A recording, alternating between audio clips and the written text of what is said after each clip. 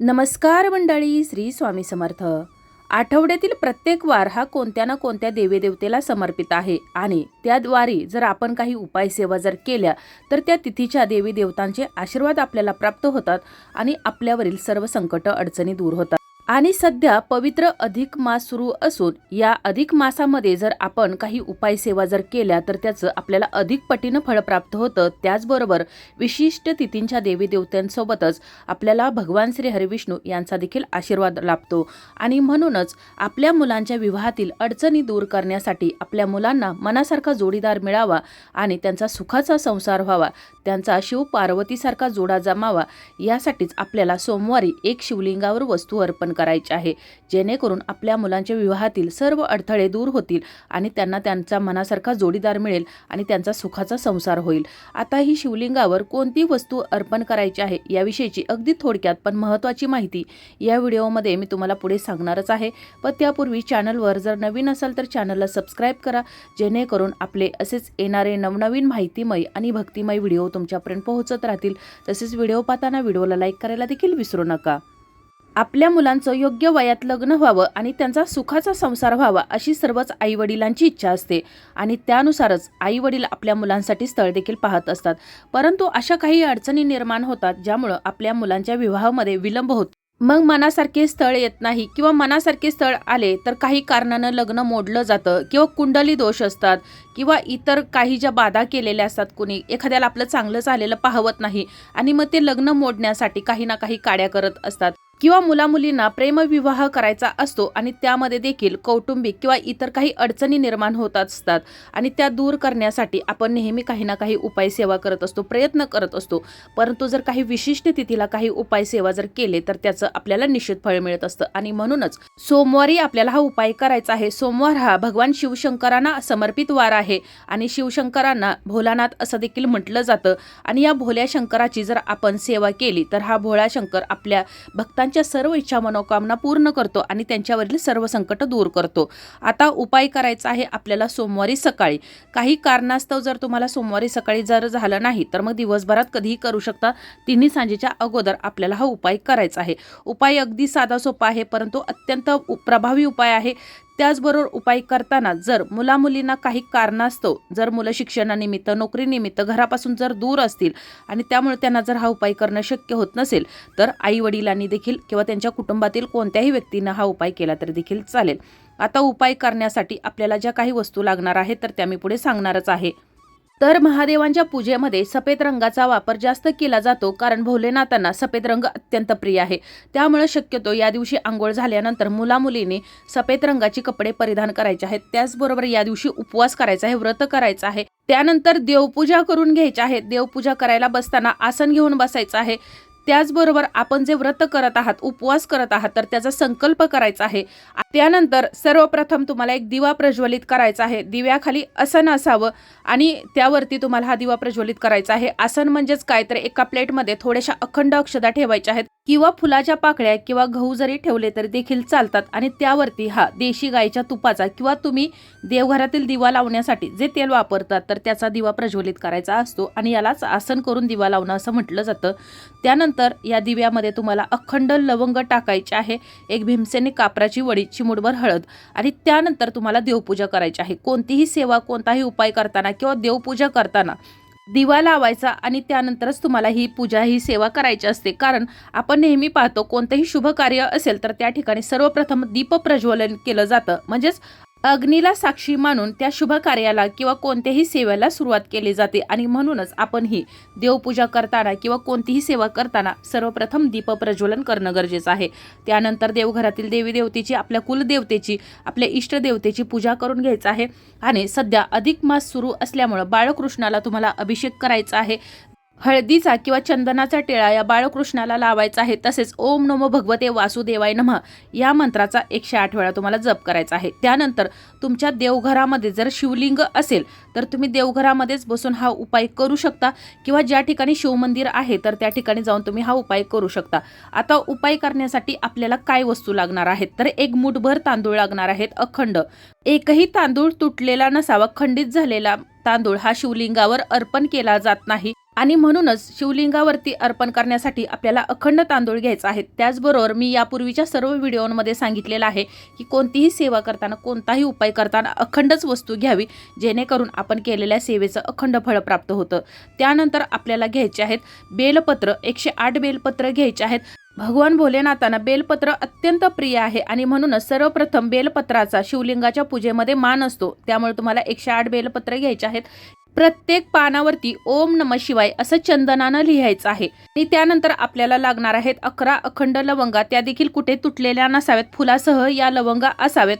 लवंग ही अग्नितत्वाशी संबंधित आहे आणि वाईट नजर, जादूटोणा, नकारात्मक प्रभाव किंवा इतर जे काही दोष असतात तर ते दूर करण्यासाठी अत्यंत प्रभावी अशी लवंग मानली जाते। त्याचबरोबर लवंगाचा तीव्र सुगंध वातावरण शुद्ध करतो आणि आपलं मन एकाग्र करतो। तसेच शिवलिंगावर लवंग ही अर्पण केल्यानं भगवान भोलेनाथांचा विशेष कृपाशीर्वाद देखील आपल्याला प्राप्त होतो आणि म्हणूनच आपल्याला 11 लवंगा देखील घ्यायच्या आहेत। त्यानंतर आपल्याला घ्यायचं आहे मध। तर या सर्व वस्तू आपल्याला उपायासाठी लागणार आहेत। आता अगोदर मी सांगितलं त्याप्रमाणे तुम्ही हा उपाय घरी करू शकता किंवा शिवमंदिरात जाऊन केला तरी देखील चालेल। तर कोणत्याही सोमवारी तुम्ही या उपायाला सुरुवात करू शकता। शक्यतो तुम्हाला या अधिक मासातीलच सोमवारी उपायाला सुरुवात करायची आहे, कारण अधिक मासामध्ये केलेल्या कोणत्याही सेवेचं किंवा कोणत्याही उपायाचं आपल्याला अधिक पटीनं फळ प्राप्त होत असतं। त्यानंतर तुम्हाला हा जो उपाय करायचा आहे तर तो उपाय करण्यासाठी शिवमंदिरामध्ये जायचं आहे। तिथं गेल्यानंतर सर्वप्रथम तर तुम्हाला मी ज्याप्रमाणे सांगितलं तर प्रथम दिवा प्रज्वलित करायचा आहे।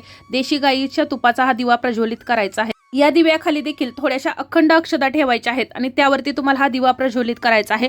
त्यानंतर शिवलिंगाची पूजा करायची आहे, म्हणजे शिवलिंगावर जलाभिषेक किंवा दुग्धाभिषेक करायचा आहे। तुम्हाला जे शक्य असेल तर ते करायचं आहे। त्यानंतर भगवान भोलेनाथांची विधिवत पूजा करायची आहे। त्यांना सर्वप्रिय असणाऱ्या वस्तू अर्पण करायच्या आहे, धूपदीप दाखवायचा आहे आणि त्यानंतर मग तुम्हाला या उपायाला सुरुवात करायची आहे। आता भगवान भोलेनाथांची पूजा कशा प्रकारे करायची आहे किंवा त्यांना काय अर्पण करायचं आहे हे सर्वांनाच माहीत असतं, त्यामुळे आपण फक्त महत्त्वाचा उपाय काय करायचा आहे तर ते जाणून घेऊया। तर त्यानंतर आपल्याला ही जी आपण 108 बेलपत्र आणलेली आहेत, ज्याच्यावरती ओम नमः शिवाय असं लिहिलेलं आहे, तर ते प्रत्येक बेलपत्र तुम्हाला हातामध्ये घ्यायचं आहे। एक बेलपत्र हातामध्ये घ्यायचं आहे। ज्या आपण अखंड अक्षदा आणलेल्या आहेत त्या कुठेही तुटलेल्या नाहीत, तर त्या अक्षदा हातामध्ये घ्यायच्या आहेत। एक चिमूटभर अक्षदा आणि एक बेलपत्र हे घ्यायचं आहे। त्यानंतर ओम नमः शिवाय असं मंत्राचा जप करायचा आहे। मनातल्या मनात ही सेवा करायची आहे आणि त्यानंतर तुम्हाला हे बेलपत्र आणि हे जे अखंड अक्षदा आहेत तर त्या शिवलिंगावर अर्पण करायचे आहेत। पुन्हा एकदा बेलपत्र घ्यायचं आहे, चिमूटभर अक्षदा घ्यायच्या आहेत, ओम नमः शिवाय या मंत्राचा मनात जप करायचा आहे आणि हे बेलपत्र आणि या अक्षदा शिवलिंगावर अर्पण करायच्या आहेत। अशा प्रकारे तुम्हाला हा जो जप आहे 108 वेळा पूर्ण करायचा आहे। 108 बेलपत्र, 108 वेळा अक्षदा तुम्हाला या शिवलिंगावरती अर्पण करायच्या आहेत। त्यानंतर आपण ज्या 11 अखंड लवंगा घेतलेल्या आहेत, ज्या कुठे तुटलेल्या नाहीत, फुलासह आहेत, तर त्या उजव्या हातामध्ये घ्यायच्या आहेत। उजव्या हातामध्ये लवंगा घेतल्यानंतर आपल्याला भगवान शिवांना नमस्कार करायचा आहे आणि ओम त्र्यंबक्यम यजमहे या मंत्राचा तुम्हाला 11 वेळा जप करायचा आहे। तर नीट लक्षात ठेवा, आपल्याला ओम नमः शिवाय या मंत्राचा जप शिवलिंगावरती बेलपत्र आणि अक्षदा अर्पण करताना म्हणायचा आहे आणि ज्या 11 लवंगा आपण घेतलेल्या आहेत उजव्या हातामध्ये, तर त्या उजव्या हातामध्ये घेऊन आपल्याला 11 वेळा ओम त्र्यंबक्यम यजमहे या मंत्राचा जप करायचा आहे। तुम्हाला जर समजलं नसेल तर तुम्ही मला कमेंटमध्ये विचारू शकता। त्यानंतर या लवंगा आपल्या हातामध्येच ठेवून तुमच्या मनामध्ये जी काही मुलांच्या विवाहासंबंधित जी काही अडचण आहे, समस्या आहे, ज्याच्यासाठी तुम्ही या शिवलिंगासमोर बसलेला आहात, भोलेनाथांना प्रार्थना करत आहात, तर ते जे काही आहे तर ते भगवान भोलेनाथांना तुम्हाला सांगायचं आहे आणि मुलांच्या लग्नातील विवाहातील अडचणी दूर करण्यासाठी अगदी मनापासून तुम्हाला त्यांना प्रार्थना करायची आहे। मी अगोदर सांगितलं त्याप्रमाणे भगवान भोलेनाथांना भोला शंकर असं म्हटलं जातं आणि त्यामुळे भगवान भोलेनाथांना नुसते तुम्ही पाणी जरी अर्पण केलं तरी देखील भगवान भोलेनाथ आपल्या भक्तांच्या सर्व इच्छा मनोकामना पूर्ण करतात। आणि त्यानंतर तुम्ही मनापासून श्रद्धेने तुमची जी काही अडचण आहे तर ती भोलेनाथांना सांगायची आहे। त्यानंतर या ज्या 11 लवंग आहेत तर तुम्हाला मी अगोदर सांगितलेलं की आपल्याला मध देखील घ्यायचा आहे। तर या मधामध्ये जो फुलाचा भाग आहे लवंगाच्या तर तो बुडवायचा आहे आणि या 11 लवंगा तुम्हाला या शिवलिंगावरती अर्पण करायचा आहे। तर असा हा उपाय झाल्यानंतर मंदिराच्या बाहेर आल्यानंतर शिवमंदिरासमोर जो नंदी असतो तर त्या नंदीच्या कानामध्ये देखील तुम्हाला तुमच्या मुलांच्या विवाहासंबंधित जी काही अडचण आहे, समस्या आहे, तर ती नंदीच्या कानामध्ये सांगायची आहे. नंदी हे भगवान भोलेनाथांचं वाहन आहे, दूत आहे आणि तुम्ही जर त्याच्या कानामध्ये जर तुम्हाला तुमच्या मुलांच्या विवाहासंबंधी जी काही अडचण आहे तर ती सांगितली तर तो नंदी ही जी तुमची अडचण आहे, समस्या आहे, तर ती भगवान भोलेनाथांपर्यंत पोहोचवण्याचं काम करत असतो. म्हणूनच तुम्ही शिवलिंगासमोर देखील तुमच्या मुलांच्या विषयी जी काही अडचण आहे ती सांगायची आहे आणि पुन्हा एकदा तुम्हाला ही नंदीच्या कानामध्ये देखील सांगायची आहे. तसेच भगवान भोलेनाथांचा पुत्र गणपती बाप्पा यांना विघ्नहर्ता असं म्हटलं जातं आणि या विघ्नहर्त्याच्या कृपेने आपल्या मुलांच्या विवाहातील अडचणी दूर करण्यासाठी या दिवशी तुम्हाला गणपती बाप्पांची देखील पूजा करायची आहे. शिव मंदिरामध्ये भगवान भोलेनाथांसोबतच गणपती बाप्पांचं देखील स्थान असतं, त्याचबरोबर माता लक्ष्मीचं देखील स्थान असतं आणि त्यामुळेच या विघ्नहर्त्याची पूजा जर केली तर हा विघ्नहर्त्याच्या कृपेने भगवान भोलेनाथांच्या माता पार्वतीच्या कृपेने तुमच्या मुलांच्या विवाहातील अडचणी दूर होणार आहेत. तसेच माता पार्वतीची पूजा करताना तिला 16 शृंगार हे अर्पण करायचे आहेत आणि अशी ही अगदी साधी सोपी परंतु अत्यंत प्रभावी सेवा तुम्हाला या शिवमंदिरात करायची आहे. जर तुम्ही ही जर घरी सेवा करत असाल, म्हणजेच तुम्ही जर हा घरी उपाय करत असाल तर मग जवळपास ज्या ठिकाणी गणपती बाप्पांचं मंदिर असेल तर तिथं जाऊन देखील तुम्ही गणपती बाप्पांची पूजा करू शकता.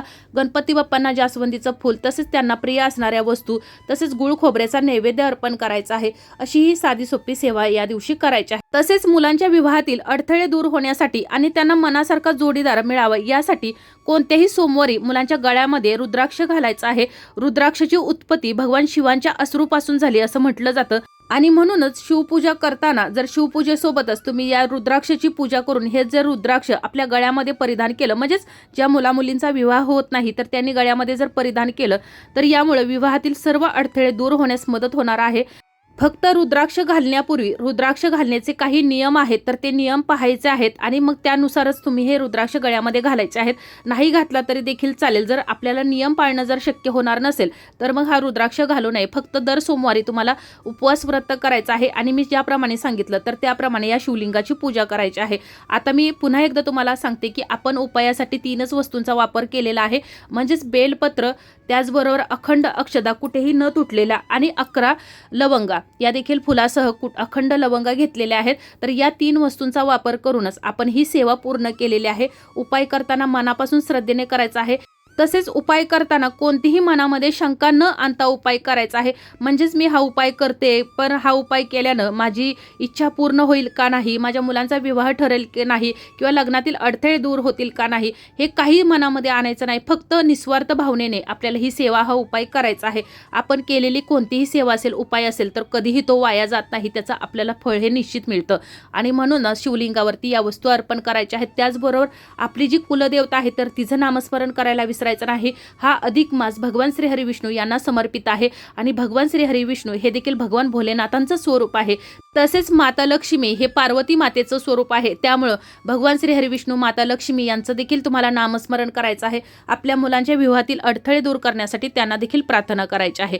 तर अशा प्रकारे आज आपण या व्हिडिओमध्ये मुलांच्या विवाहातील अडचणी दूर करण्यासाठी शिवलिंगावर कोणती वस्तू अर्पण करायची आहे, कशा प्रकारे सेवा करायची आहे, कोणते मंत्र म्हणायचे आहेत याविषयीची अगदी थोडक्यात पण महत्त्वाची माहिती जाणून घेतलेली आहे.